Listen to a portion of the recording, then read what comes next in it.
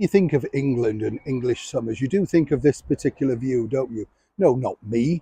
No, of course not me.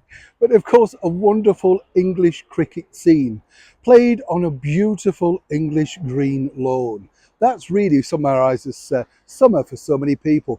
Today, I've been lucky enough to sit here, doze off, enjoy a beautiful cup of tea, a couple of bickies, and watch these brilliant players in action. I wanted to share it with you because it's just one of those, as you can see, the dark clouds now that are forming. This is England for you, but it has been beautiful so far today. Of course, it's not very beautiful right now in the world of the former royals known as Harry and Meghan, simply because, according to Meghan Markle, you lied to me. As ever, what are we talking about? Hi, good morning, Neil. Sean here. Nice to have your company, whatever you're doing. Thank you so much for joining me.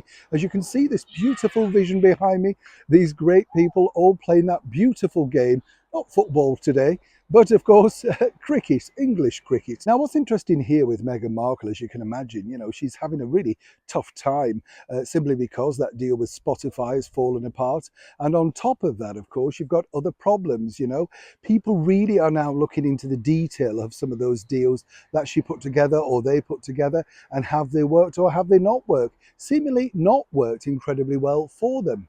But if you cast your mind back, say now just over a year ago, when archetypes or archetypes or whatever came to the fruition finally for Spotify, they would have thought, well, they've got finally this production off the ground. Started off well, as I said, Serena Williams, very interesting lady, in fact, a superstar of sport, tennis. And then we had Mariah Carey, multi-million platinum selling diva. Very interesting story, plummeted. Then, do you remember this? Yes, suddenly, Meghan Markle became number one in the charts. That's right. Not in the music charts, of course, but in the podcast charts, that is, audio podcast. And everybody was supposed to be silenced. This was the gig. Everybody was being told, wow, this is the deal. Suddenly Meghan has got a hit. Now, seemingly, that wasn't the case. And as ever, we have to say allegedly. Apparently, it didn't really surmount to much. It wasn't number one. It's all very confusing, as you can imagine. But now, according to a very good cider working alongside Meghan at that particular period, and has now come out and busted her NDA, you'll read more about that very soon. Well, someone in Spotify lied to her. It wasn't her mistake, and it wasn't her fault, apparently. Now, there's two sides, as I often say on the show, to every story. But seemingly, somebody ran away with this particular story.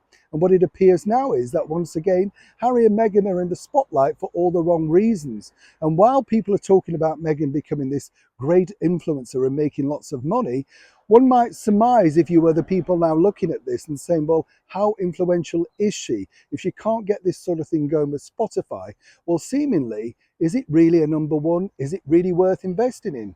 But what you're now looking at is any audio platform looking at Meghan to think, yes, we'll hedge our bets and give her some money. Well, seemingly, someone lied.